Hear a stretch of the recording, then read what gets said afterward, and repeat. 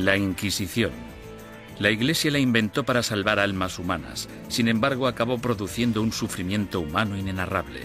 La palabra Inquisición conlleva imágenes de tortura y crueldad. La tortura se utilizaba simplemente para sonsacar confesiones. Entre sus víctimas se incluyen Juana de Arco y Galileo. Pero ¿sabemos realmente qué sucedió y por qué? Básicamente, todo lo que se ha afirmado sobre la Inquisición es erróneo por defecto. Y es erróneo porque nunca hubo acceso a la realidad que se escondía detrás de la Inquisición. La Inquisición. Ciudad del Vaticano, octubre de 1998. En una petición de examen de conciencia sin precedentes y en honor al año jubileo 2000, el Papa Juan Pablo II convoca a un tribunal especial de historiadores y académicos para celebrar un simposio sobre lo que él mismo denominó una fase tormentosa en la historia de la Iglesia, que hoy en día se conoce como la Inquisición. Para ayudar al tribunal en su investigación, el Papa anuncia la apertura pública de los archivos secretos de la Inquisición, unos archivos que habían estado fuera del alcance de los académicos durante casi 200 años. El pontífice, de 79 años de edad, se enfrenta así a una de las cuestiones más cruciales en su trayectoria. ¿Debería la Iglesia Católica pedir disculpas por los pecados cometidos durante la Inquisición? El tema es un polvorín de controversia, incluso entre los historiadores. Yo creo firmemente que esta disculpa era innecesaria, porque la Iglesia no fue responsable de la mayoría de las persecuciones que hemos tenido en el pasado europeo. La Iglesia sí tiene alguna responsabilidad desde un punto de vista histórico. Fuera lo que fuere lo que la Inquisición hizo mal, no se puede decir que no fuera responsabilidad del papado. Todos los académicos deben afrontar una cuestión central y perturbadora. ¿Cómo pudo una institución como la Iglesia convertirse en el instrumento a través del cual se destruyeron miles de vidas humanas durante 6 siglos? La primera respuesta implica comprender que nunca hubo una única y todopoderosa Inquisición, sino más bien instituciones independientes en España, Portugal e Italia. Lo que compartían era un oscuro y perpetuo miedo, el miedo a la herejía religiosa.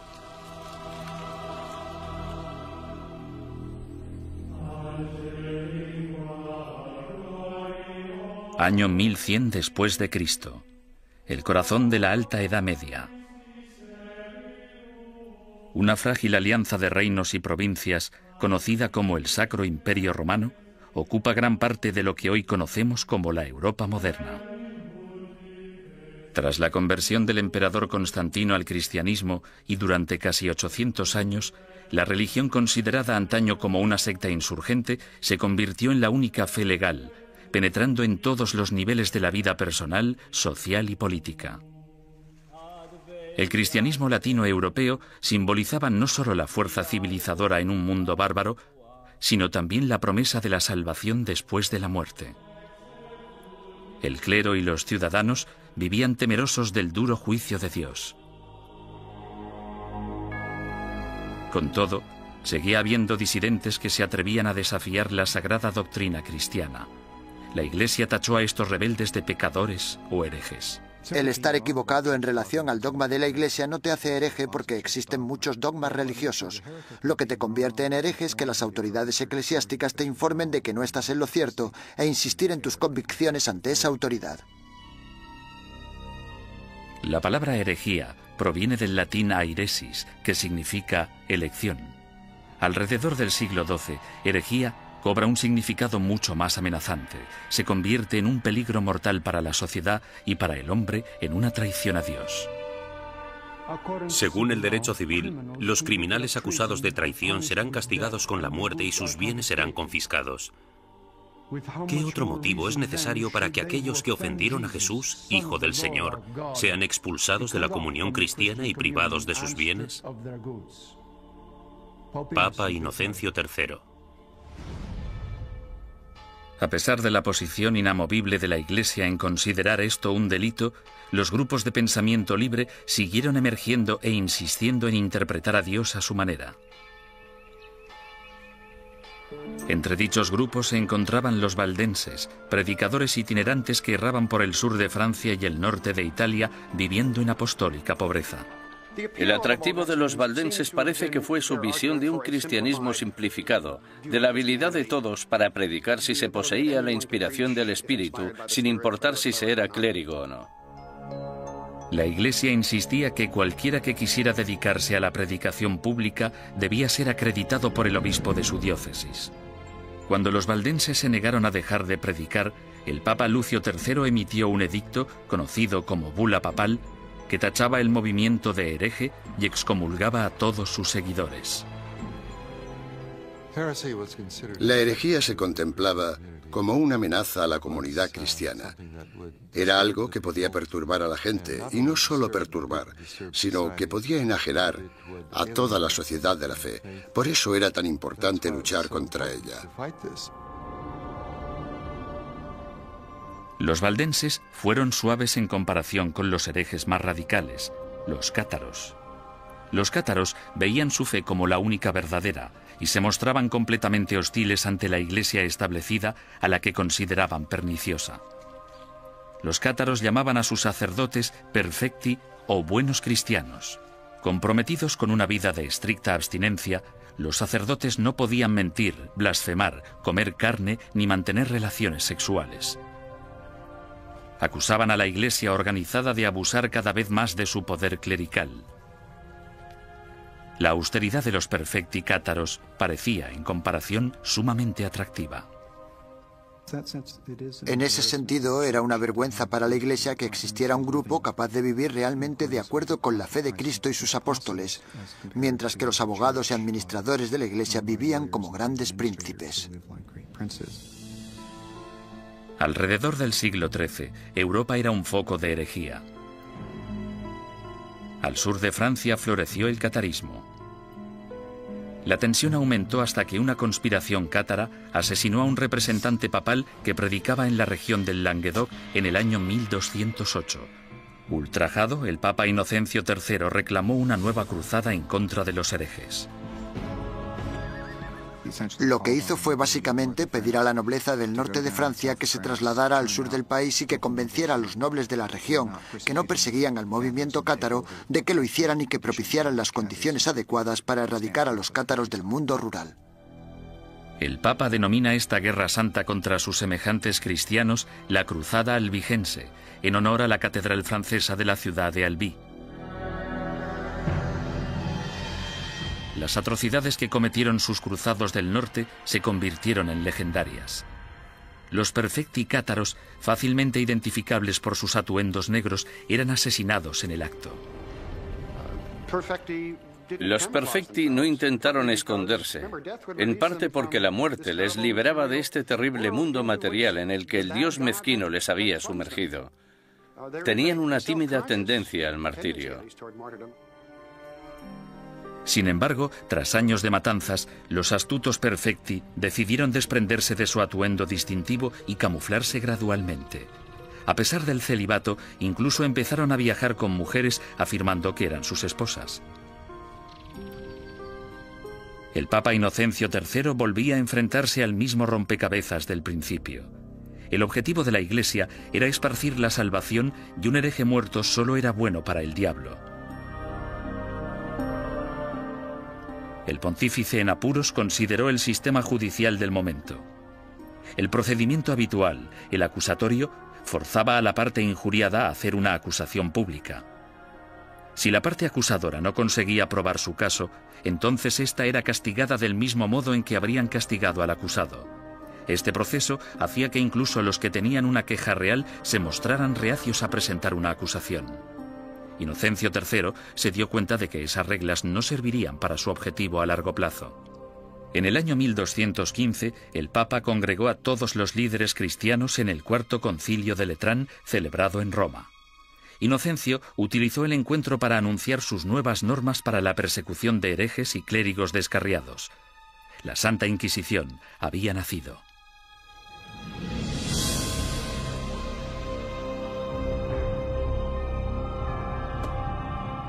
El sistema de la Inquisición suponía una innovación maravillosa y se asemejaba bastante al Tribunal Popular de nuestro sistema, que emite una causa probable y una acusación.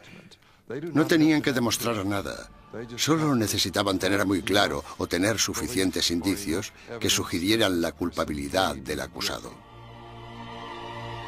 El proceso inquisitorial de Inocencio III daba la potestad al investigador de construir un caso completo, recogiendo a escondidas las opiniones de la gente de la comunidad.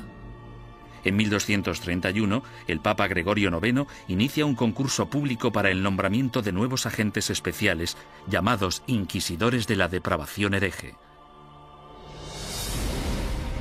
Es el amanecer de la Inquisición medieval, que empieza con una venganza.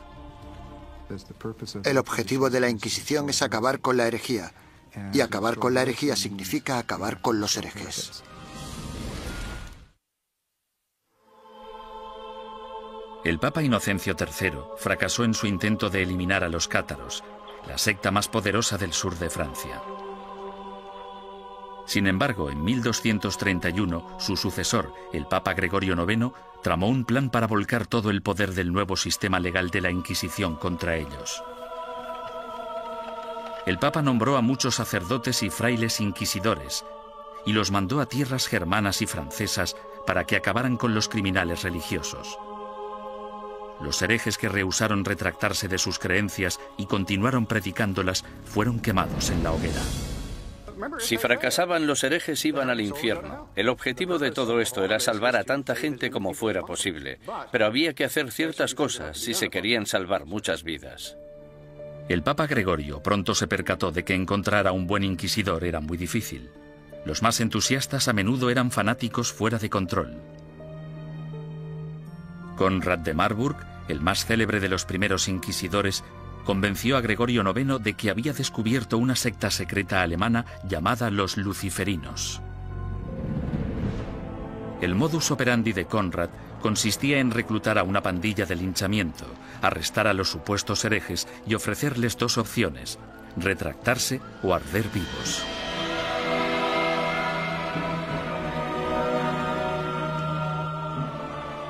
Los historiadores descubrirían más adelante que los luciferinos fueron pura ficción, una invención obsesiva que Conrad creó para impresionar al Papa. El inquisidor papal del norte de Francia no era mejor. Un cátaro convertido de nombre Robert Le Boucq acorralaba a grupos de supuestos herejes y celebraba estrepitosos juicios públicos.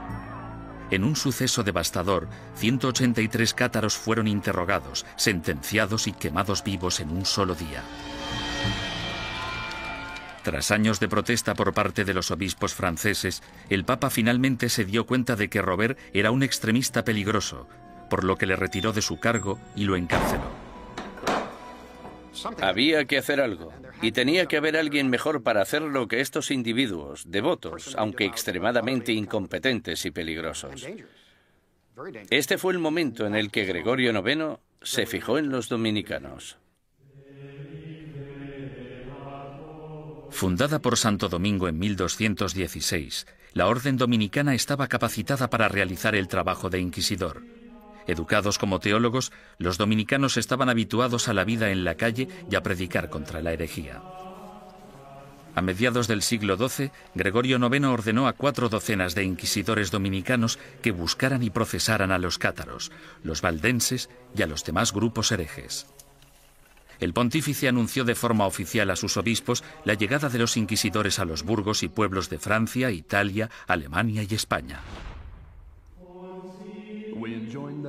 Ordenamos que se les reciba amablemente y que se les trate con honor, dándoles buenos consejos, ayuda y apoyo, de tal modo que puedan realizar la tarea que les ha sido encomendada. En esta carta, Gregorio IX pedía a sus obispos mucho más que simple hospitalidad. En su búsqueda de herejes, los inquisidores papales necesitaban confiar en información interna, rumores y otras habladurías recogidas gracias a una red informal de clérigos informadores que trabajaban como espías.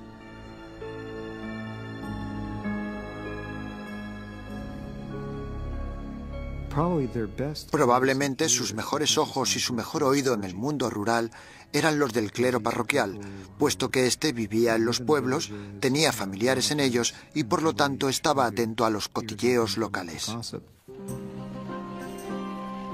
En sus incursiones a lo largo de la geografía, los inquisidores llegaban a un pueblo acompañados normalmente de un notario o escribiente para documentar el procedimiento o, en ocasiones, de un sirviente o un guardaespaldas. Entonces, el párroco reunía a los habitantes del pueblo para que escucharan al visitante predicar sobre los pecados y los peligros de la herejía. Una vez terminado el sermón, el inquisidor anunciaba un período de gracia durante el que cualquiera que hubiera cometido herejía podía confesar sus pecados a cambio de un trato clemente. Los que temían ser acusados o habían cometido herejía y tenían remordimientos de conciencia debían actuar durante el período de gracia, porque si lo confesaban después de dicho período, es decir, después de que se iniciara una investigación sobre ellos, la confesión no se consideraba tan sincera como si la hubieran hecho durante el período de gracia.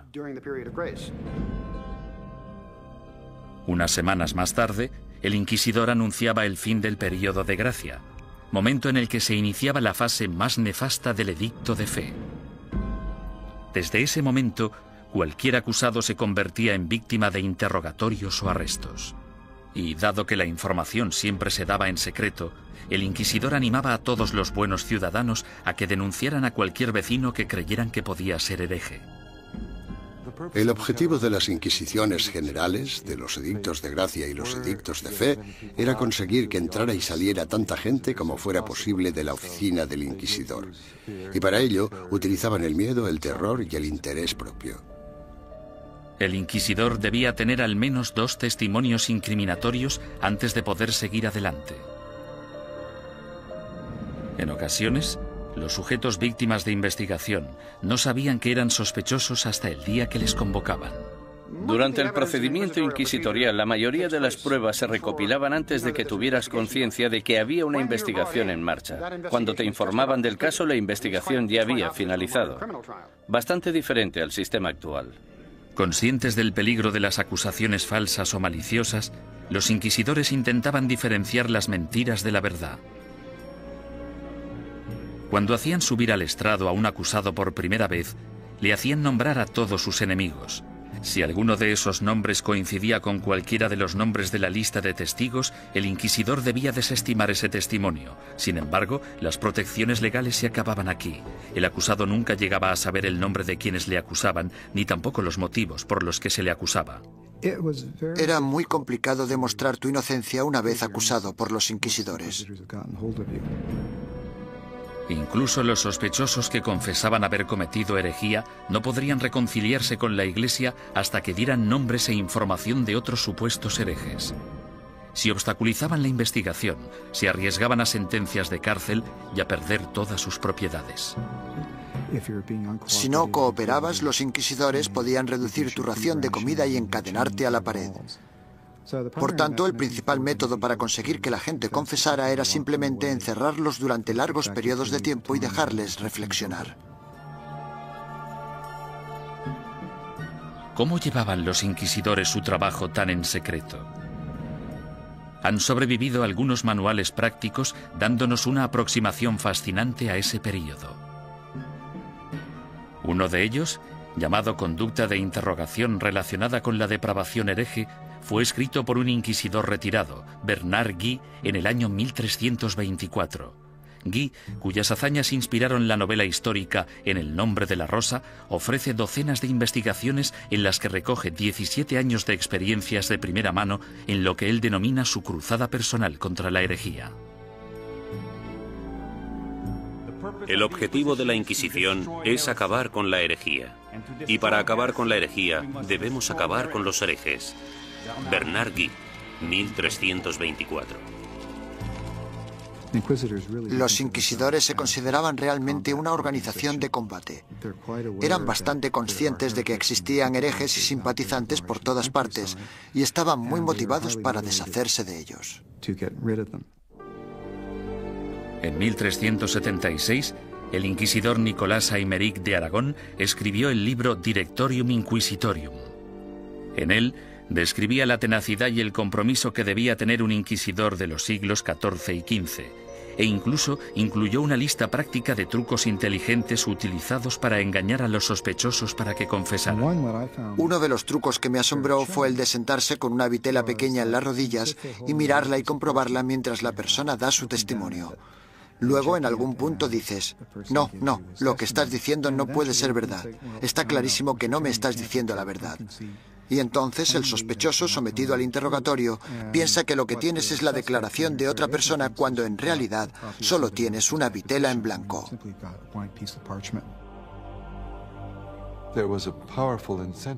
Los inquisidores estaban altamente motivados para llegar hasta la verdad como fuera. Y si era necesario, pisotear algunos derechos de los acusados, pues se hacía en nombre de la verdad. Existe otro aspecto espeluznante en el trabajo del inquisidor: la tortura.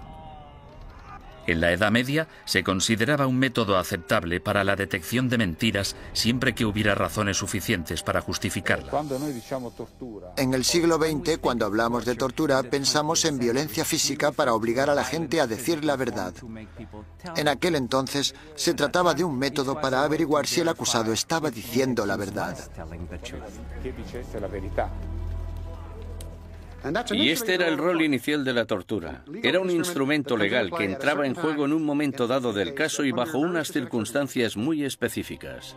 Antes de 1252, la Iglesia prohibía a los inquisidores que utilizaran la tortura en sus investigaciones.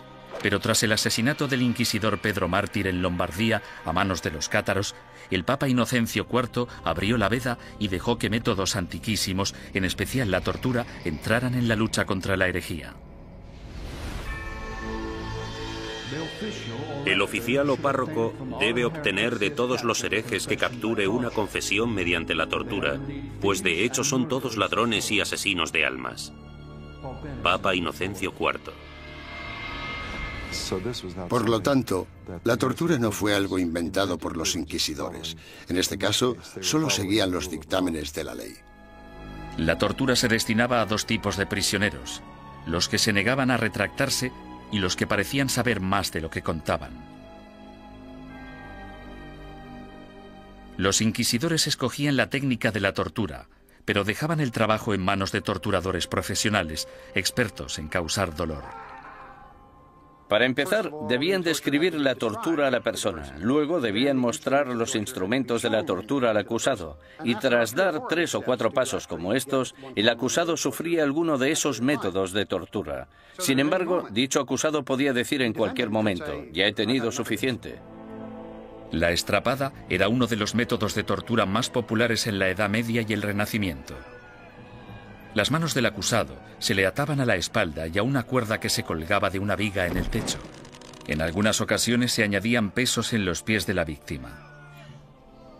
Una vez izado, se bajaba al prisionero y se le volvía a levantar de un tirón o se le sacudía violentamente. Los atornilladores de piernas o las prensas de espinillas eran instrumentos mecánicamente más sofisticados para causar dolor. Con cada vuelta de tornillo, más aguda se volvía la presión sobre las piernas del prisionero. En medio de toda esta mutilación se encontraba el notario del inquisidor, apuntando con esmero y fidelidad los acontecimientos de la sesión y listo para anotar la confesión tan pronto se produjera. El clero justificaba todo esto como un acto de benevolencia. Al fin y al cabo, si la tortura llevaba a la confesión, el injuriador podía finalmente reconciliarse con Dios y recibir la salvación. Si la confesión se realizaba durante la tortura, el proceso consistía en liberar al acusado de los instrumentos de tortura y permitir que se recuperara.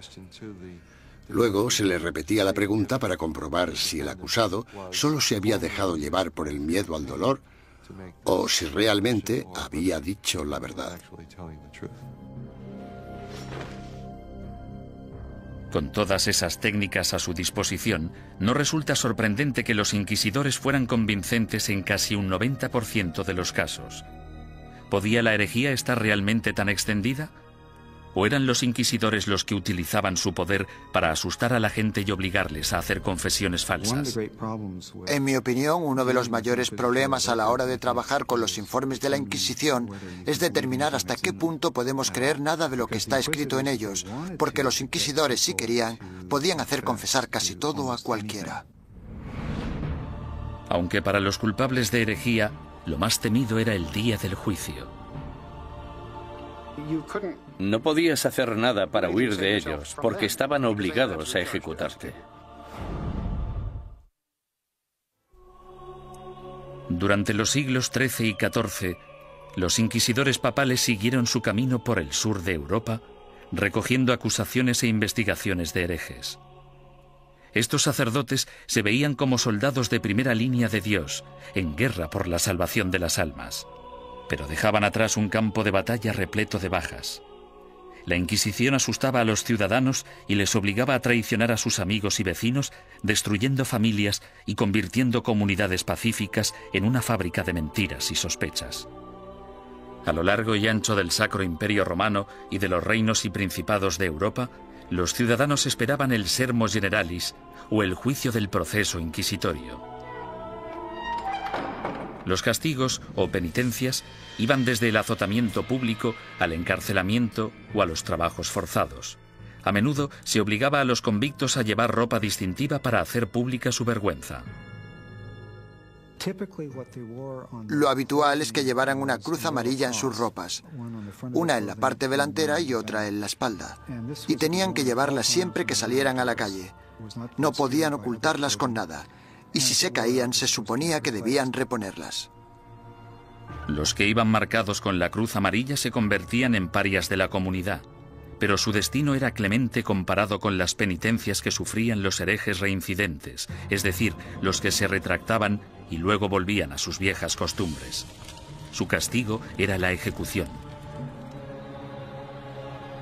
El derecho canónico, sin embargo, prohibía a los miembros del clero participar en cualquier juicio de sangre, por lo que los inquisidores entregaban a los herejes condenados a las autoridades civiles.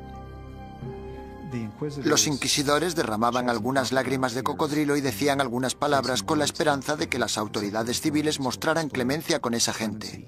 Sin embargo, su mayor deseo era que los condenaran a la hoguera. Cuando la Inquisición entregue a los culpables de herejía al poder civil, el magistrado de la ciudad deberá hacerse cargo de ellos en el acto y, en un periodo máximo de 5 días, deberá ejecutar las leyes hechas contra ellos. Papa Inocencio IV, 1252. Una vez completado el juicio Sermo Generalis, las autoridades laicas escoltaban a los condenados hasta un emplazamiento alejado de las calles de la ciudad. Allí los ataban a estacas de madera apuntaladas sobre toneladas de leña. Los inquisidores nunca acudían a estas ejecuciones. Se te permitía hacer la última confesión a un sacerdote si lo deseabas. Sin embargo, puesto que estabas bajo la custodia del poder laico, no podías hacer nada para escaparte de ellos porque estaban obligados a ejecutarte. Quemar en la hoguera es una de las sentencias de muerte más horribles que se puedan imaginar. Las llamas podían tardar horas en consumir por completo al condenado. Si la víctima estaba de suerte o sus familiares eran suficientemente influyentes, entre la leña se colocaba mucha madera húmeda para que generara mucho humo. La muerte por asfixia era preferible a la agonía de quemarse vivo.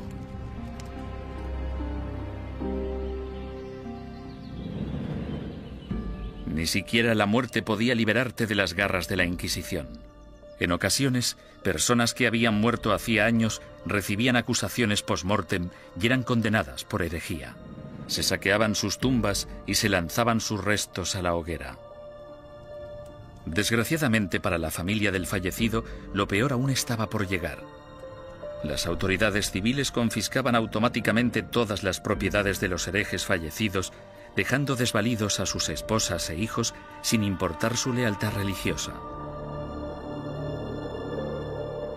La mañana siguiente a una ejecución a menudo atraía a los coleccionistas de reliquias, basureros que acudían con sacos a barrer las cenizas en busca de piezas de cadáveres. En la mayoría de los casos no se trataba ni de necrófagos ni de locos. Normalmente eran los que creían que aquellos que morían ejecutados eran mártires y merecían ser venerados. Mucha gente pensaba que los herejes eran buenos cristianos y los inquisidores gente malvada, por tanto podía darse un contraataque. El siglo XIV fue testigo del punto más álgido de la campaña de la Inquisición. Gracias a su inmenso poder, la Iglesia combatía la traición con la misma dureza incluso contra sus propios rangos. Cuando un grupo de franciscanos decidió desvincularse de la orden y llamarse a sí mismos franciscanos espirituales, el Papa Juan XXII les acusó de abandonar los ideales de su fundador, San Francisco de Asís, y ordenó a la Inquisición que acabara con ellos. Tras quemar en la hoguera a 4 líderes franciscanos espirituales en Marsella el año 1317, la mayoría de los rebeldes restantes volvieron a la orden original. Durante los 150 años de la Inquisición papal de Gregorio IX, los principales movimientos herejes, los cátaros y los valdenses, fueron virtualmente erradicados de la Europa occidental.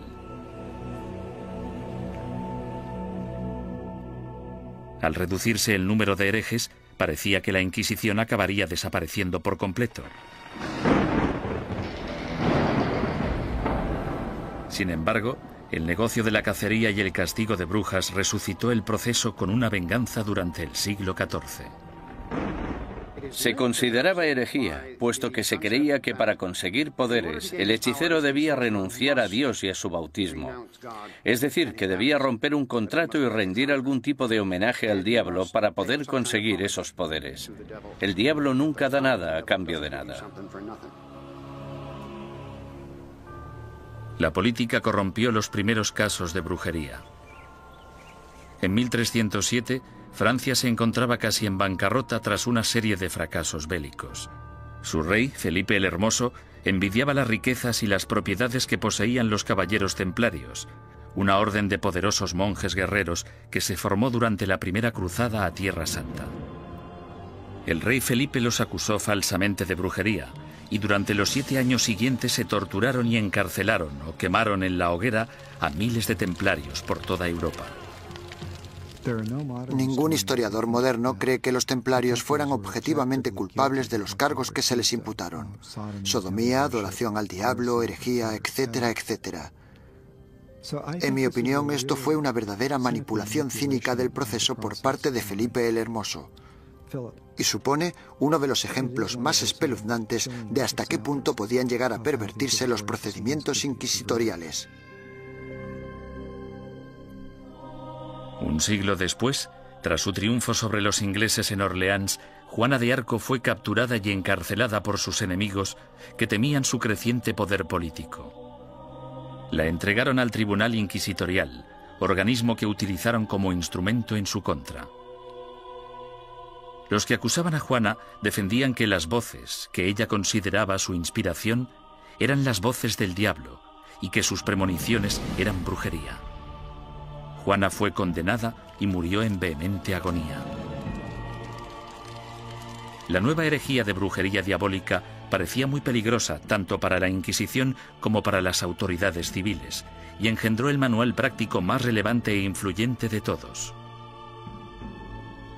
Publicado en 1486, Malleus Maleficarum, o el martillo de las brujas, proporcionaba apoyo teológico, consejos legales y varias técnicas para acusar, torturar y sentenciar a las brujas. Se trata de un documento infame, puesto que crea la imagen arquetípica de la mujer bruja, además de ser una de las obras de todo el mundo literario que muestra más abiertamente su misoginia. Cuando una mujer piensa por sí misma, solo piensa en cosas malas. Como son más débiles de cuerpo y alma, no resulta sorprendente que puedan sucumbir al hechizo de la brujería. Toda brujería procede de la lujuria carnal que en las mujeres es insaciable. Malleus Maleficarum. La historia ha demostrado que uno de los autores de Malleus Maleficarum, un inquisidor de nombre Heinrich Kramer, tenía ciertos problemas para controlar su propia insaciable lujuria carnal.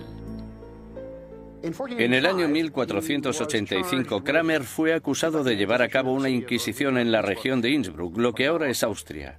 Él mismo se buscó los problemas porque la mayoría de los interrogados eran mujeres y las preguntas tenían relación con sus actividades sexuales.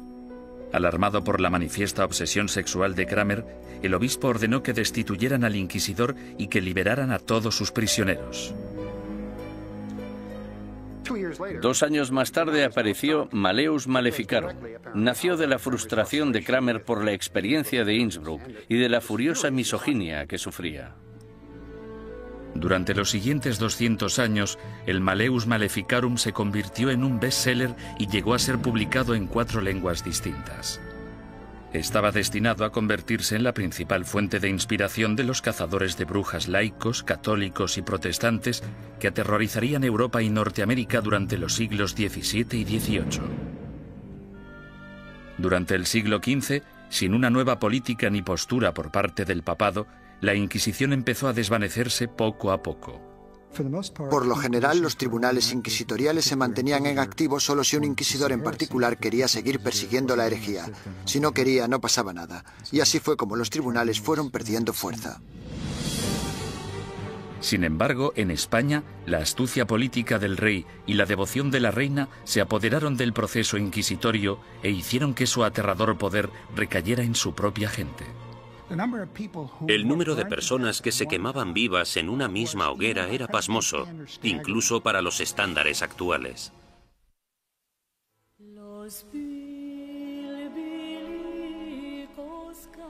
La situación de los judíos europeos durante el período medieval siempre fue desesperada.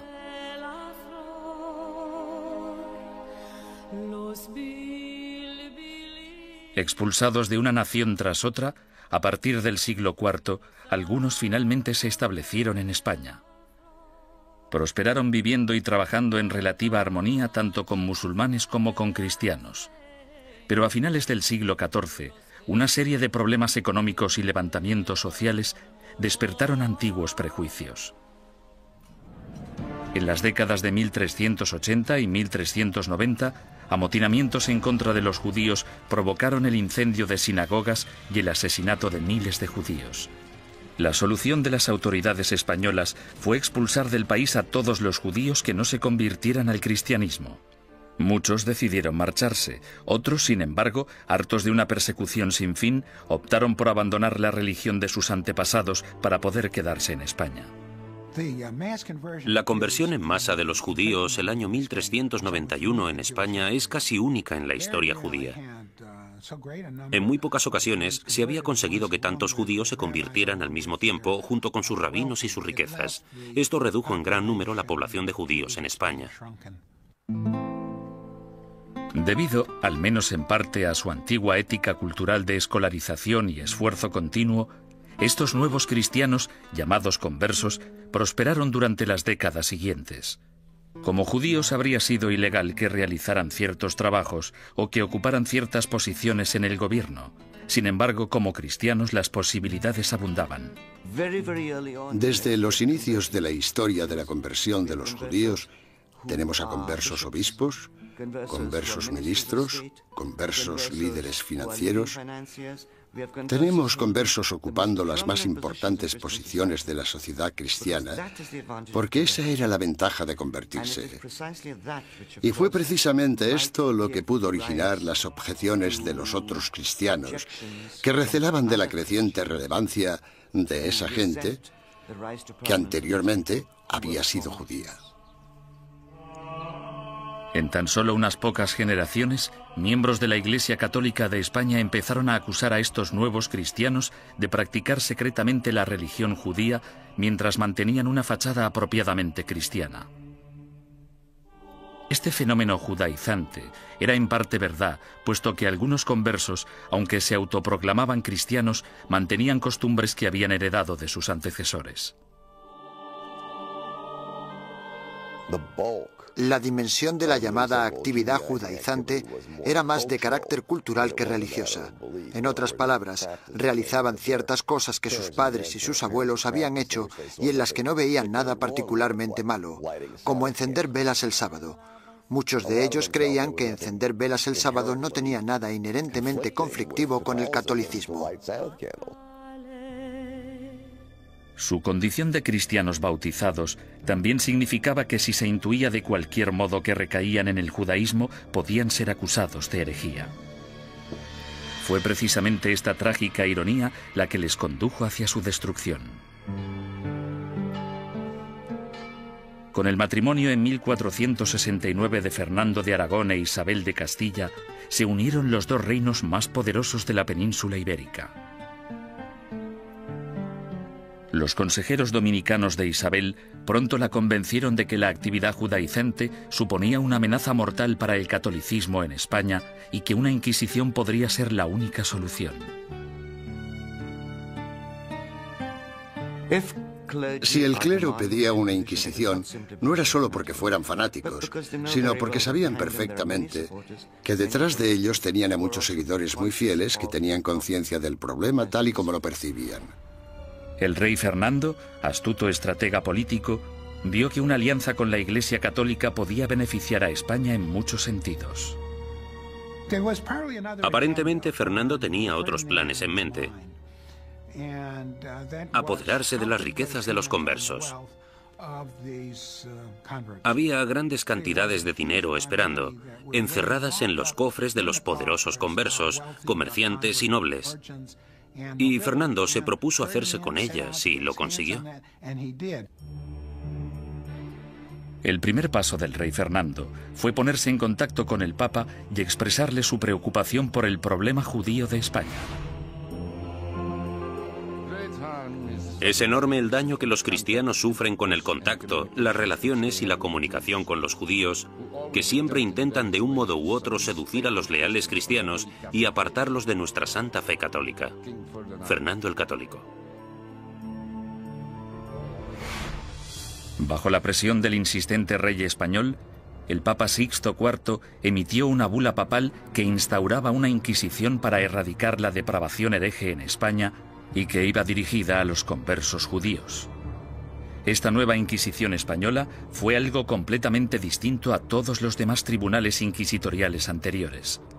Sus normas garantizaban que el rey Fernando, y no el Papa, controlaba todos y cada uno de los aspectos de sus actividades. El tribunal de mayor grado, llamado la Suprema, consistía en 6 o 7 hombres nombrados personalmente por el rey. Solo un miembro, el inquisidor general, era nombrado oficialmente por el Papa, y aún así, este tenía que haber sido nombrado antes por Fernando. Aunque os guste el título de inquisidor, somos yo y la reina quienes os hemos nombrado y sin nuestro apoyo muy poco podéis llevar a cabo. Rey Fernando. Esto significa que el Estado empieza ya en la Inquisición española a tener cierto poder de control sobre la institución. Esto no era así en la Edad Media. El 6 de febrero de 1481 se celebró el primer auto de fe en Sevilla. En este acto, que se convertiría en el símbolo de la Inquisición española, un centenar de hombres y mujeres conversos fueron acusados de practicar secretamente la religión judía y juzgados ante la Iglesia. 6 de ellos pagaron el más alto precio. Fueron quemados en la hoguera. En mitad del auto siempre se celebraba una ceremonia. Los dominicanos elegían a sus mejores oradores, los que tenían la voz más fuerte, y en ocasiones los sermones duraban media hora, 1, 2 horas. Los participantes eran despojados de toda dignidad. Se les afeitaba la cabeza, desnudaban a las mujeres y a los hombres, se afeitaba la barba a los hombres. En España, la virilidad de un hombre residía en su barba, por lo que afeitarla resultaba muy desagradable. La idea de la ceremonia era humillar a los penitentes y mostrar a la congregación cuál era el castigo por cometer herejía. Incluso los que no habían recibido mucha educación o no estaban interesados en las sutilezas teológicas, ni muy seguros de los credos y las plegarias que recitaban, sabían perfectamente qué sucedía en cada momento en un auto de fe. Era un espectáculo aterrador cuyo objetivo era poner unos límites en la mente de las personas sobre lo que podían decir, pensar y creer. Durante el primer año desde su establecimiento, 1.500 conversos acusados de judaísmo fueron juzgados y otros cientos condenados a muerte. La cantidad de personas que se quemaba en una misma hoguera era pasmosa incluso para los estándares actuales. Se quemaron 28 personas de una sola vez, en otra ocasión 70 personas, y en el mayor auto jamás celebrado se quemaron 109 personas en una misma hoguera. A diferencia de los herejes medievales que se atrevían a predicar sus ideas en público, el judaísmo secreto era, por definición, una actividad clandestina que se llevaba a cabo a puerta cerrada. Los vecinos podían decir que habían visto a un individuo leer un libro que probablemente era judío solo por el hecho de ver a alguien mirando un libro pequeño, que podría ser el libro de las horas. O podían decir que habían oído a alguien cuchichear una plegaria que seguro que era judía. Por tanto, encender velas, darse un baño, lavar la ropa, tratar, preparar y comer carne en día de pescado, como podían ser los viernes o los miércoles, podía causarte grandes problemas si tus vecinos se percataban y tenías mala relación con ellos. Las acusaciones provocaban más acusaciones. Algunos conversos se delataban a sí mismos con la esperanza de limpiar su historial y frustrar así el ataque de sus enemigos. Sin embargo, solo se podía conseguir una penitencia clemente si se hacía una confesión completa, y eso significaba dar los nombres de compañeros herejes. La única forma de escapar de todo eso era escoger nombres de otras personas de la comunidad. Esto recuerda mucho a los Estados Unidos de los años 50 y al pánico rojo que provocó la creación del Comité sobre Actividades Antiamericanas. Fue aquí donde se produjeron tantas tragedias. Gente inocente de todos los cargos podría, bajo tortura y pena de muerte, haber dado nombres sin pensar, solo para ser liberados.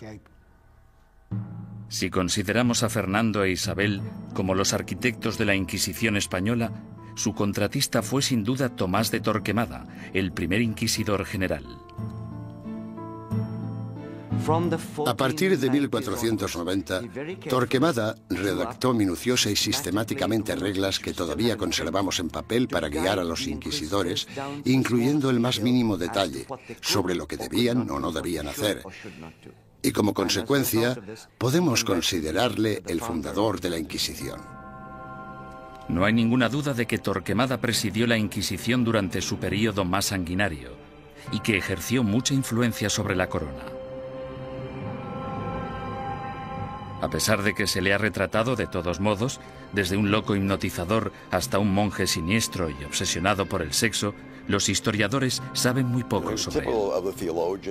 Era el típico teólogo fanático, antisemita y extremadamente hostil a los conversos. Era un hombre que concentraba toda esa intolerancia y ferocidad tan característica de los primeros inquisidores. Podemos estar de acuerdo o no con él en que los judeoconversos debían ser perseguidos y condenados. Pero en mi opinión, Torquemada insistió mucho en las normas de procedimiento correcto para el sistema inquisitorial. Sin embargo, se calcula que durante los 20 años de mandato de Torquemada como inquisidor general, 2.000 personas perdieron la vida y otros miles fueron castigados.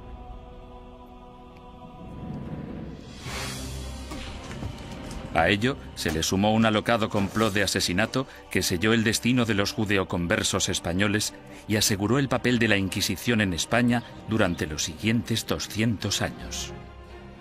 Los judíos no ganaban nada convirtiéndose. La situación social no cambió en ningún sentido. Solo podía empeorar para la gente de origen judío. 5 años después de su nacimiento, la Inquisición se encontraba en plena forma, ganándose a pulso su temible reputación. Los conversos españoles, los judíos convertidos al catolicismo, no podían acudir a ningún lado en busca de justicia. Tanto la Iglesia como las autoridades civiles seguían la misma lógica aplastante. Todos los conversos que rehuían la Inquisición eran, por defecto, culpables.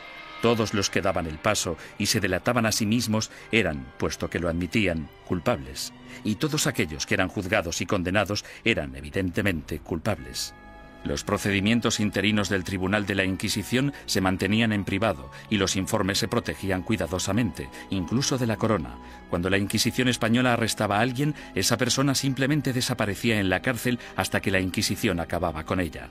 Los familiares y amigos quedaban a la espera, llenos de preocupación y sin poder ayudar. Los españoles convirtieron este hecho en un verdadero fetiche. El secreto. Me refiero a que este era uno de sus principios fundamentales. La creencia de que el prestigio de la institución dependía en gran medida de la capacidad de mantener intacto el secretismo. Para los acusados, la naturaleza surrealista y casi arbitraria del proceso generaba terror.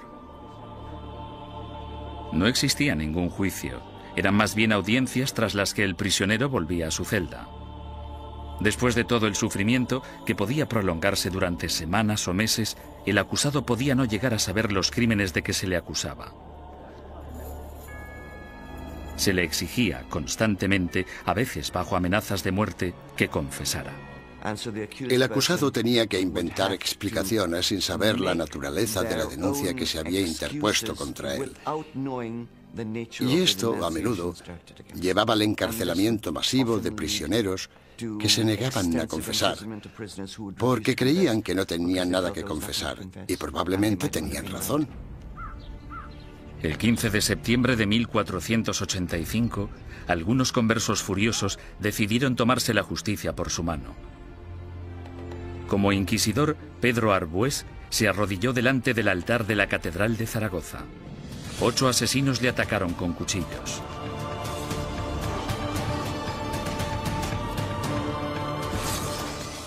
Arbués murió al día siguiente, y con él la esperanza de todos los conversos españoles, pues el desdichado complot hizo que los judíos perdieran la simpatía pública para siempre y garantizó a la Inquisición un lugar en la sociedad española durante las generaciones venideras.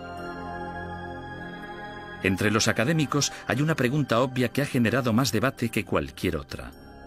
¿Practicaban realmente los conversos el judaísmo en secreto o fueron simplemente cabezas de turco de la intolerancia? El problema desde un punto de vista técnico es que la única fuente de información que tenemos para responder a esta pregunta proviene del Santo Oficio. En consecuencia, el tema a tratar es, ¿debemos creer totalmente en los hermanos del Santo Oficio que investigaron a los conversos? ¿O debemos pensar que fue básicamente un fraude, una gran exageración basada en falsos testimonios? A petición del inquisidor general Torquemada, en marzo de 1492, el rey Fernando emitió otro edicto de expulsión. Se daba a los judíos 4 meses para aceptar el bautismo o abandonar España. Durante los meses siguientes, casi la mitad de la población judía de España, unas 40.000 personas, abandonó el país. Los demás se quedaron y se convirtieron al cristianismo. Simplemente cayeron en la misma trampa que habían tendido a sus antepasados judíos hacía 100 años. Por tanto, los judíos no ganaban nada convirtiéndose. La situación social no cambió en ningún sentido. Solo podía ir a peor para la gente de origen judío. No lloréis a vuestra partida, pues vosotros tenéis que beber vuestra propia muerte de un sorbo, mientras que nosotros tenemos que quedar atrás, entre esta gente malvada, recibiendo la muerte de ellos cada día. Juan de León, judío español converso. En 1499, la orden de expulsión se amplía para incluir a todos los musulmanes no convertidos de España. Durante los casi 25 años siguientes, una serie de rebeliones, expulsiones y bautismos forzados generan otra clase social de nuevos conversos al cristianismo, los moriscos. Lo que tenemos aquí es el mismo escenario que el de los conversos. Un grupo de gente que pertenecía a otra cultura y a otra religión y que ahora eran teóricamente cristianos. Esta era una situación hecha a medida que la Inquisición utilizó para apartar a los musulmanes y hacerles practicar el cristianismo. Las persecuciones de moriscos se triplicaron durante los siguientes 100 años. Sin embargo, estos no pudieron o no quisieron adaptarse. Finalmente, en 1609, las autoridades españolas decidieron que los moriscos eran imposibles de convertir y los expulsó a todos. El odio por la Inquisición española era tan intenso entre los musulmanes como entre los judíos. En su intento de conservar el catolicismo como la única religión de España, la Inquisición española encarceló a ciudadanos inocentes, confiscó propiedades, destruyó familias y mandó a miles de personas a la muerte. Lo que no utilizó muy a menudo, según los historiadores, es lo que la ha hecho tan famosa: la tortura. Una de las cosas que se han podido afirmar con seguridad gracias al reciente estudio de la Inquisición es que la tortura se utilizó en muy pocas ocasiones en dicha institución. La tortura se utilizaba única y exclusivamente para sonsacar la confesión, y una vez se había conseguido, la tortura cesaba. Los inquisidores se enfurecían si sus subordinados torturaban a individuos demasiado viejos, demasiado enfermos, leprosos o supuestos enfermos mentales. Tampoco querían que se torturara a niños. Pero no importa la poca frecuencia de uso, la Inquisición tenía reglas concisas sobre cómo ejercer la tortura. A los prisioneros, ya fueran mujeres u hombres, se les desnudaba. Solo se les cubría sus partes íntimas. No todo el clero de entonces practicaba el celibato, y todos los que lo practicaban no eran capaces de contemplar una escena de estas características una y otra vez sin sentir el más mínimo arrebato de sadismo o satisfacción sexual. Decir que esto podía prolongarse durante siglos es no comprender en absoluto la naturaleza de la sexualidad humana. La garrucha, versión modernizada de la estrapada medieval, se convirtió en el método de tortura más común. El potro, probablemente el instrumento de tortura más famoso de todos, también era muy efectivo, aunque tenía algunos inconvenientes. Su uso no podía prolongarse porque una de las reglas vitales de la tortura era que la Inquisición no podía derramar sangre. Si se vertía una gota de sangre, la tortura debía suspenderse. La toca, o tortura con agua, se convirtió en la favorita de los inquisidores españoles. Durante el terrible sufrimiento, la boca del prisionero se mantenía abierta a la fuerza y se introducía una pieza de ropa por la garganta. Luego se vertía agua por la garganta, de modo que la pieza de ropa quedaba empapada y provocaba al prisionero violentos espasmos. Durante la Inquisición española, la tortura no podía aplicarse más de 3 veces y nunca durante más de 15 minutos. Las afirmaciones que hacían los prisioneros no eran legales, a no ser que las ratificaran 24 horas después, lejos de la sala de tortura. Hubo inquisidores que rompieron las reglas, aunque lo hicieron por ignorancia, más que por malicia. El buen juez debe hacer caso omiso de los gritos, lloros, suspiros, temblores o del dolor del acusado. Y toda tortura debe realizarse con tal cuidado que el acusado no se vuelva loco, ni quede herido, lesionado ni indebidamente angustiado. J. Damunder, testigo ocular de las torturas. Se les pedía que siguieran las normas del libro, eso era todo. Yo no he encontrado, sinceramente, demasiados indicios de que se rompieran dichas normas. Me refiero a que tal vez estaban más dispuestos a seguir los procedimientos que los policías de hoy en día. La Inquisición española realizó algunas innovaciones en el área del castigo. La cruz amarilla que llevaban los herejes medievales en sus vestimentas evolucionó hasta un atuendo llamado San Benito. Estas ropas debían vestirse en el juicio conocido como el auto de fe o acto de fe, y luego por encima de la ropa de calle mientras durara la penitencia. La gente que iba por la calle era objetivo de todo tipo de comentarios sarcásticos. Los niños les tiraban piedras, todo esto hacía muy difícil poder ganarse la vida. Ni tan siquiera la muerte liberaba al hereje de la vergüenza. El hábito con el que se enterraba al difunto se colgaba en la parroquia del lugar para recordar a todo el mundo en la ciudad que esa persona y su familia estaban relacionados con la herejía. Muerte y humillación no eran los únicos escollos de la Inquisición. Uno de sus castigos más temidos era convertirse en esclavo en las galeras españolas. Se cree que este castigo fue invención del mismísimo rey Fernando. No tenía nada que ver con la religión, la herejía ni cualquier otra cosa. Pero el rey Fernando se percató de que mucha de esta gente estaba siendo castigada con penas del todo inútiles y pensó, buena idea, ¿por qué no utilizamos a esta gente? Porque yo necesito remeros en mis barcos. Después de la muerte, ser enviado a las galeras era el castigo de la Inquisición española más temido. No puedo imaginarme nada peor que ser esclavo en las galeras. Yo casi preferiría que me quemaran. Al menos acabaría rápido. Durante la expulsión del año 1492, miles de judíos cruzaron la frontera con Portugal, engrosando allí la población judía y reanimando viejas tensiones raciales. A causa de los alborotos resultantes, los judíos portugueses fueron obligados a convertirse al cristianismo y en 1532 el rey Juan III insistió en que Portugal tuviera su propia Inquisición. Durante 10 años, los ricos conversos portugueses utilizaron todas las formas de persuasión posible, incluyendo enormes sobornos, para convencer al Papa de que no instaurara una Inquisición en su nuevo santuario.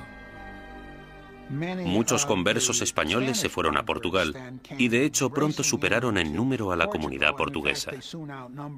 Dichos conversos creían que en Portugal estarían a salvo hasta que, evidentemente, los portugueses instauraron su propia Inquisición y todo cambió. La Inquisición portuguesa se puso a trabajar de inmediato con los sospechosos de siempre. Entre 1547 y 1580 se celebraron 34 autos de fe en Portugal con casi 2.000 penitentes y 169 ejecuciones. Las persecuciones fueron tan letales que los conversos, la mayoría de los cuales apenas habían emigrado a Portugal desde España, decidieron volver a su tierra natal y enfrentarse a lo que parecía el mal menor de las dos malvadas instituciones. Tras la conquista militar española del Imperio Azteca en 1521 por Hernán Cortés, los conversos portugueses y españoles pronto emigraron a las Américas en busca de un nuevo comienzo. Pero la Inquisición española les siguió de cerca e inició investigaciones en la recién fundada Ciudad de México. En 1528, 2 conversos españoles fueron quemados en la hoguera tras el primer auto de fe celebrado en tierras del Nuevo Mundo. Las primeras oleadas de sacerdotes españoles también consideraban su deber guiar a la población americana lejos de sus creencias paganas y ayudarles a adoptar el cristianismo. Tras un periodo inicialmente optimista sobre lo que se creía una conversión extendida, la segunda generación de prelados españoles en el Nuevo Mundo empezó a tener dudas sobre si los indios seguían siéndolo a escondidas después de ser bautizados, del mismo modo que se creía que los conversos seguían siendo judíos tras el bautismo. En contra de la política estricta y reacia aplicada tanto a judíos como a musulmanes en España, la Suprema finalmente decidió que los indios simplemente eran incapaces de asimilar las creencias cristianas y que, por tanto, estaban fuera del alcance de la conversión. Sin embargo, la Inquisición pronto se enfrentaría a su mayor enemigo hereje de todos los tiempos, el protestantismo. Y en ocasiones incluso fueron torturados por la Inquisición, lo que parece muy injusto, pero eran protestantes y eran una presa fácil.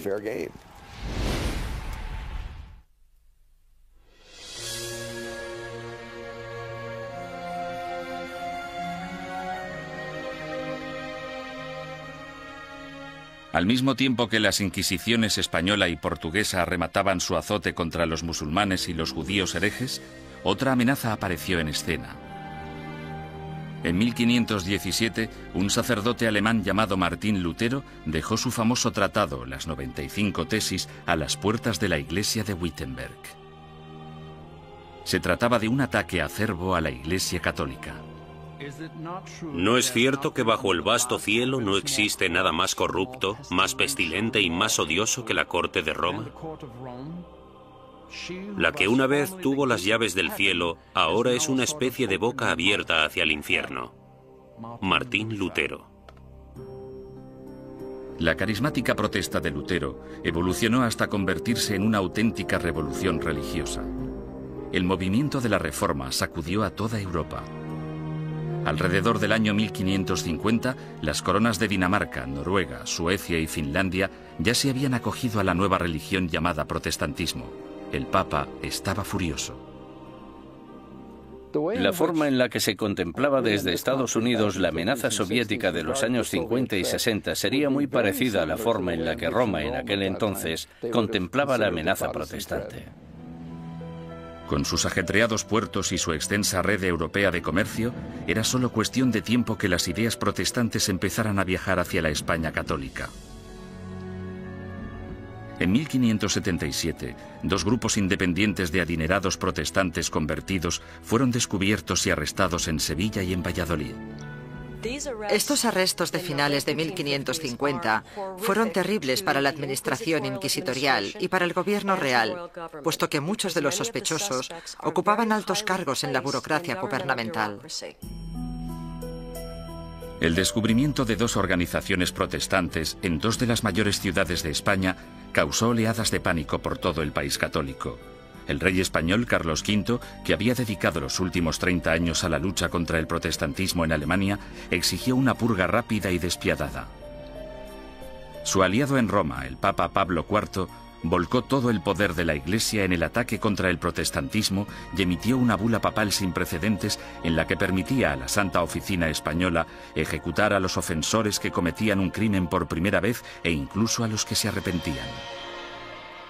Según mis conocimientos, esta es la única vez en toda la historia de las Inquisiciones española, romana o portuguesa en que los acusados, que por primera vez admitían estar arrepentidos de sus errores doctrinales, eran igualmente condenados a muerte.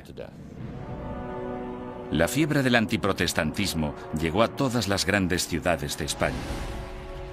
Fueron quemados en la hoguera sacerdotes, monjas, soldados ingleses e incluso 3 niños que murieron junto con sus madres. En poco más de 3 años, tras el descubrimiento de protestantes en España, el protestantismo se había eliminado por completo. Nunca reaparecieron. España se caracteriza por no tener protestantes.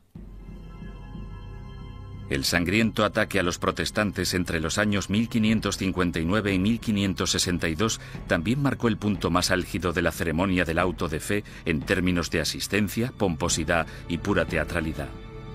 Anticipándose a los juicios de cientos de protestantes herejes, el inquisidor general Fernando Valdés se propuso deliberadamente modernizar el auto de fe de forma grandilocuente. Los costes aumentaron astronómicamente.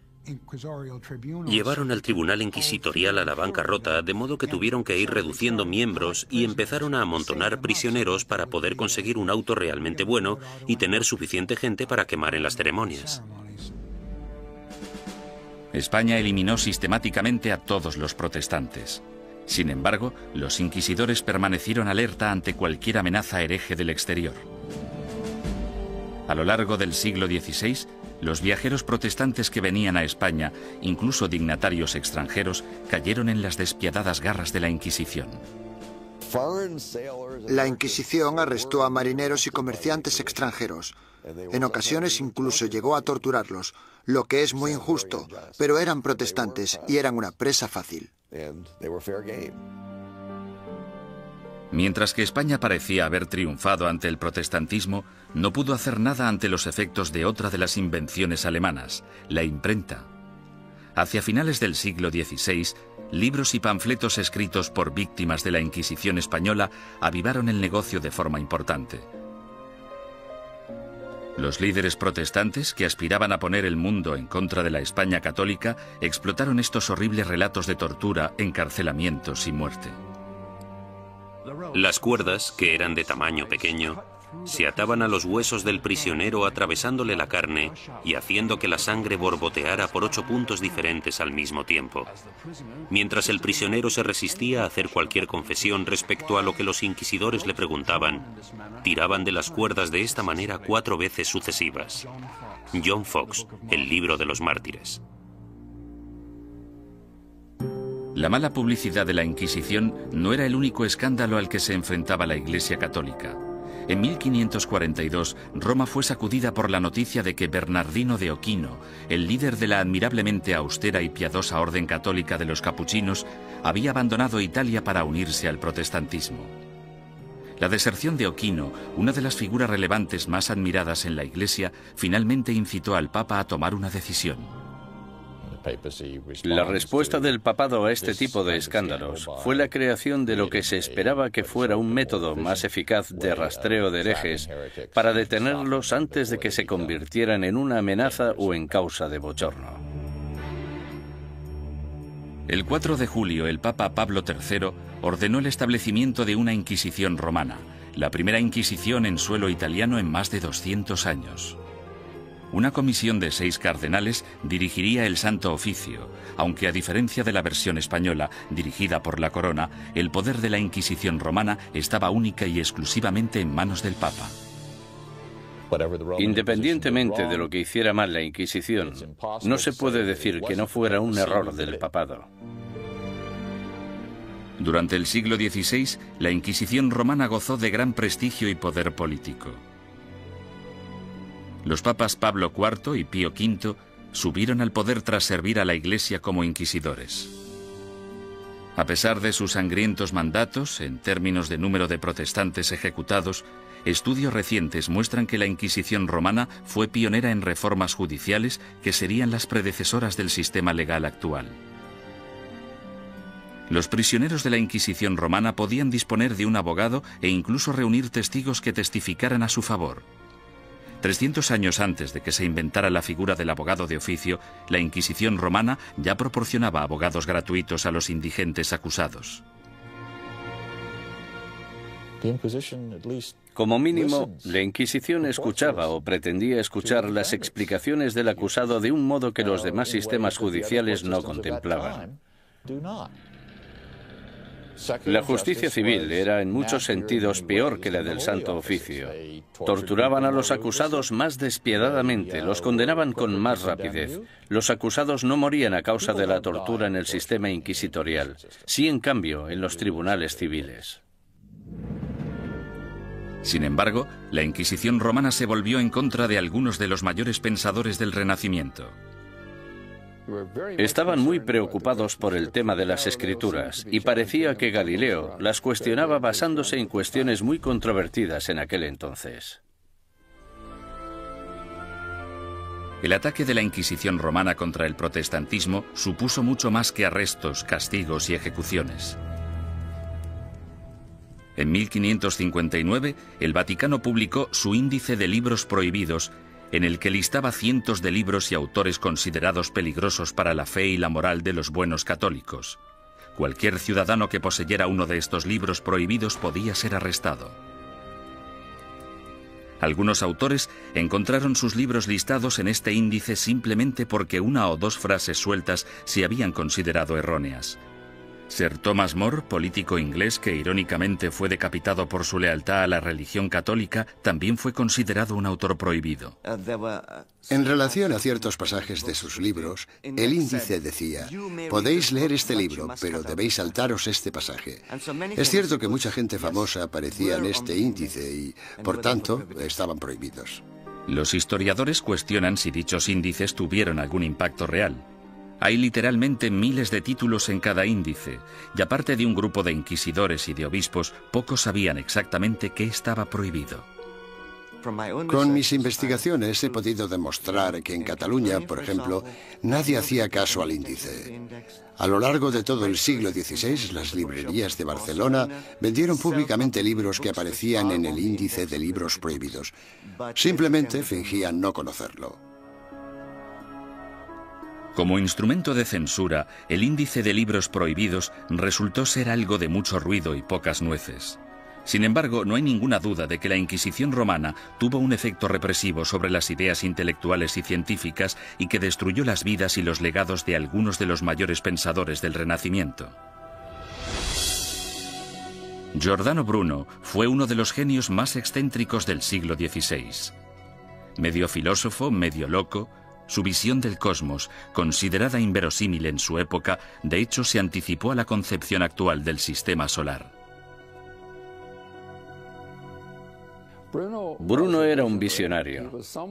Se consideraba casi una segunda reencarnación de Cristo, aunque de hecho tenía sus dudas sobre la divinidad de Dios, pensamiento por el que fue acusado. El tratado más famoso de Bruno, publicado en 1584, pronto le hizo merecedor de aparecer en el Índice romano. De título Sobre el universo infinito y los planetas, es una mezcla extravagante de misticismo y astronomía de Copérnico. Bruno lanzó la teoría de que existe vida inteligente en otros planetas situados más allá de las estrellas. Enseñaba que la unificación de todas las religiones, incluidas el Islam y el judaísmo, era la única salvación de la humanidad. Estas creencias herejes provocaron aversión tanto entre los católicos como entre los protestantes. En un periodo de tensión religiosa, las personas como Bruno representaban una amenaza enorme porque en realidad parecían desechar casi todos los pilares básicos del cristianismo. Durante 15 años, Bruno evitó cautelosamente la Inquisición romana, manteniéndose alejado de Italia. Sin embargo, en 1591, un rico mecenas le convenció para viajar hasta Venecia y una vez allí le traicionó denunciándole ante el Santo Oficio. El encarcelamiento y el juicio de Bruno duraron 7 años, durante los que el tribunal romano llegó prácticamente a implorarle que abandonara sus creencias herejes. Él se negó. Habría sido como repudiar toda su vida. En mi opinión, para un hombre como Bruno, que estaba completamente convencido de sus propios poderes, habría sido casi imposible actuar de otro modo. Tal vez vuestro miedo a juzgarme sea mayor que mi miedo a ser juzgado. Giordano Bruno. La obstinación de Bruno enfureció tanto al Papa Clemente VIII que él mismo le condenó a muerte. El 8 de febrero de 1600, Bruno fue conducido al campo dei Fiori, en pleno corazón de Roma, y fue quemado vivo. En la actualidad, una estatua en su honor, erigida en el año 1829, marca el lugar de los hechos. Otro intelectual renacentista, Galileo Galilei, también desató la ira de la Inquisición. Cuando construyó el primero de sus famosos telescopios en el año 1609, Galileo ya era un físico y profesor de matemáticas de fama mundial. En 1613 publicó 2 libros más, Mensajero Celestial y Manchas Solares, en los que defendía la teoría de Copérnico, según la cual la Tierra no solo gira sobre sí misma, sino que además da una vuelta anual alrededor del Sol. Oficiales ultrajados de la Inquisición denunciaron las creencias de Galileo y citaron numerosos pasajes de las Santas Escrituras que describen la Tierra como centro estático del universo. A los cardenales no les preocupaba demasiado qué era lo que giraba alrededor de qué. Les preocupaba mucho el tema de las escrituras, y Galileo parece que las cuestionaba con ideas muy controvertidas para la época. Sin embargo, Galileo vuelve a cuestionar a la Iglesia y toma una decisión asombrosa. Durante años ha habido un debate tremendo, sobre todo durante el último siglo, sobre qué debería haber hecho Galileo.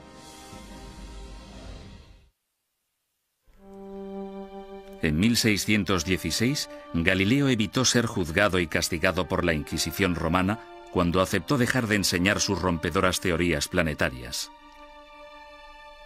Con todo, 16 años después, alentado por el hecho de que su viejo amigo y admirador, el cardenal Barberini, se convirtió en el Papa Urbano VIII, el célebre científico publicó un nuevo manifiesto en el que reforzaba sus antiguas ideas. En esta ocasión, Galileo no calculó bien sus pasos, pues no solo produjo pánico en la Inquisición, sino que también provocó la ira de su antiguo aliado, el Papa. En mi opinión fue ese factor, la aversión personal, la oposición personal del Papa, lo que en gran parte hizo que el Santo Oficio procediera como lo hizo. Tenía una gran influencia. Galileo fue acusado de herejía. En enero de 1633, tras redactar sus últimas voluntades y su testamento, el astrónomo de 68 años viajó a Roma para enfrentarse a la Inquisición. Le hicieron todo tipo de preguntas. ¿Cómo escribiste un libro como este? ¿Por qué? ¿No defiendes en él una visión que ha sido tachada de contraria a las Escrituras? Galileo siguió manteniendo su inocencia, lo que probablemente no fue una buena estrategia dadas las circunstancias del juicio. Tras 3 meses de interrogatorio por parte de la Inquisición, en los que le amenazaron con torturarle, llegaron a un acuerdo. A cambio de retirar las acusaciones más graves, Galileo admitiría haber cometido un error y se declararía culpable de la ofensa menor que suponía haber defendido públicamente el copernicismo. El 21 de junio de 1632, en una ceremonia pública celebrada en Roma, pronunciaron la sentencia de Galileo y éste se retractó de sus creencias científicas. Con un corazón honesto y una fe sincera, yo renuncio, maldigo y repudio los errores y las herejías mencionadas. Galileo Galilei. Durante años ha habido un debate tremendo, sobre todo durante el último siglo, sobre qué debería haber hecho Galileo. Es importante recordar que si se hubiera negado a renunciar, si no hubiera aceptado la oferta, si hubiera dicho no, sigo creyendo en el sistema de Copérnico, podrían haberle ejecutado. Es bastante sencillo decir 200 años después no. Tendría que haber tenido coraje y haberlos desafiado y haberse dejado quemar en la hoguera. Después de haberse retractado, el Papa sentenció a Galileo a un castigo sin precedentes, volver a Venecia y permanecer bajo arresto domiciliario por el resto de su vida. El viejo científico murió silenciosamente 9 años después, a los 77 años. La leyenda afirma, sin embargo, que justo después de pronunciar su promesa forzada, Galileo susurró a un amigo: La Tierra se mueve a pesar de todo. En 1992, el Papa Juan Pablo II anunció oficialmente que la Iglesia se equivocó en 1633 al acusar al padre de la ciencia moderna de hereje. Es una lástima que no le escucharan, que no hubiera ningún teólogo en aquel momento capaz de entenderle. El error fue de los que juzgaron a Galileo.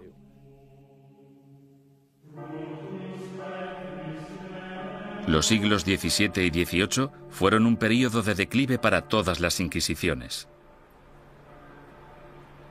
En España, aparte de la necesidad de erradicar a los conversos acusados de practicar secretamente el judaísmo, la Inquisición española se centró en la persecución de comportamientos personales inaceptables, como por ejemplo la homosexualidad, la bigamia y el adulterio, así como también los crímenes del clero. Las ceremonias de castigo, los autos de fe, siguieron celebrándose de forma esporádica en el siglo XVIII. Sin embargo, el prestigio de la Inquisición quedó mancillado cuando Felipe II rechazó expresamente acudir al auto celebrado en honor a su coronación. Los propios españoles empezaron a ver la Inquisición como un instrumento anticuado. Y a partir del año 1730 desapareció por completo. Inspirado por los ideales y las reformas de la Ilustración, Portugal empezó a desmantelar su oficina de la Inquisición. Alrededor de 1773, los autos de fe se ilegalizaron y las distinciones entre cristianos viejos y cristianos nuevos se eliminaron de las leyes portuguesas. Fue necesario que el ejército de Napoleón invadiera Italia y España para acabar definitivamente con la Inquisición. Algunas de las primeras acciones del régimen francés al entrar en Madrid en 1808 fueron abolir la Inquisición, confiscar todas sus propiedades y llevarse todos los archivos que encontraron. Napoleón fue incluso más lejos en Roma, donde no solo confiscó los archivos, sino que también se llevó como prisionero al Papa. En 1814, el imperio napoleónico se derrumbó y el Papa Pío VII regresó sano y salvo a Roma. Finalmente, en el año 1820, la Inquisición española fue ilegalizada completamente. Al oír la noticia, grupos de ciudadanos asaltaron el palacio, quemando y destruyendo todos los informes inquisitoriales. Algunas personas cuyos familiares habían sido juzgados no querían que se supiera. Por eso los robaron y los destruyeron. A pesar de la aplastante realidad, el papado se negó a admitir que el final de la Inquisición era inevitable. La Inquisición romana continuó ejerciendo teóricamente, no en la práctica, durante los siguientes 150 años. En 1965, el Papa Pablo VI reorganizó el Santo Oficio llamándole la Congregación para la Doctrina de la Fe. Todavía existe en la actualidad, aunque solo interviene como consejera en asuntos eclesiásticos. No realiza investigaciones ni impone la doctrina de la Iglesia.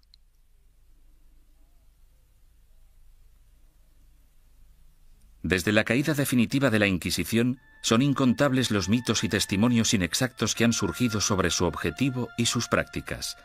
Los descubrimientos realizados en documentos nunca vistos, así como en los archivos de la Inquisición abiertos por el Vaticano recientemente, han ayudado a desbancar algunos de ellos. Por ejemplo, se ha podido demostrar que algunos recuentos de personas quemadas en la hoguera eran enormemente exagerados. La gente decía que se habían quemado 200 personas. De esas 200, quizá 3 fueran reales y 197 imaginarias. Poco a poco hemos podido fijar los números reales de las personas que fueron ejecutadas. Han sido necesarios muchos siglos para comprender que algo estaba mal. Debemos tener en cuenta el contexto y la mentalidad. Mucha gente creía que la Inquisición era un instrumento necesario y, aunque no gustaba demasiado, se aceptaba. Sin embargo, otros eruditos advierten que una visión revisionista de la Inquisición nos podría estar llevando demasiado lejos en la dirección errónea. Era una institución malvada. Si se mira todo en conjunto, yo diría que la Inquisición fue exactamente como la han descrito, y que no necesitamos un lavado de cara de la Inquisición, más de lo que necesitamos una revisión del Holocausto.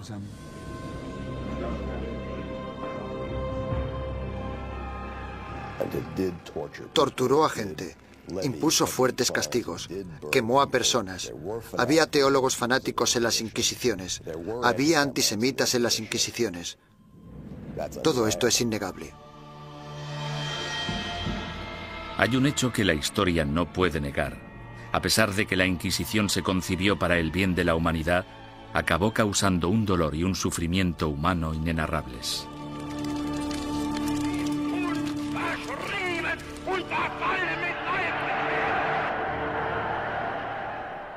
Las Inquisiciones existieron durante casi 6 siglos y lucharon por la necesidad de un grupo de imponer sus ideas sobre las de los demás.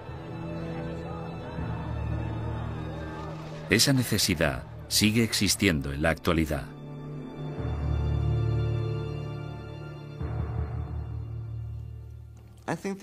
Creo que la lección que debemos aprender de la Inquisición es que no debemos verla como algo único. Es un fenómeno recurrente que se ha dado a lo largo de la historia en todos los países, porque es un fenómeno natural. Es un fenómeno internacional. Es más, es innato en la condición humana utilizar las inquisiciones como método de imposición de nuestras preferencias culturales. El peligro siempre está al acecho. Cuando una sociedad se ve amenazada, sin importar si esa sociedad es una sociedad religiosa como la Iglesia Católica del siglo XVI o una nación-estado del siglo XX, cuando se desafía a una sociedad, el resultado más común es una respuesta violenta que a menudo no está reglada por la ley.